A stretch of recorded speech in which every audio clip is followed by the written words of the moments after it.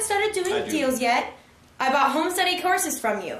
Question, if we take over debt for FSBOs, do we need to be qualified by the bank/financial institution where the house is currently mortgaged?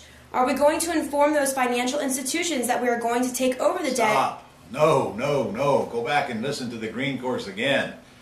First of all, if taking over debt means you do not qualify, that's what subject to means. You can either assume the debt, by which you do qualify, or you take it over subject to, of which you don't. And you do not need the bank's permission to do this. You will violate the due on sale clause.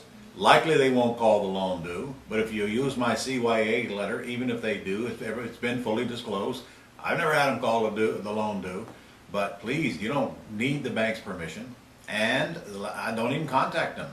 If you contact them, you might just stir up a mess. So taking over the debt subject to simply means I'm going to take title to the property and start making payments on the property as I agreed to do by the seller. That way there's no personal liability to you. You will not get the bank's permission to take over a loan subject to, so don't even try that. Okay?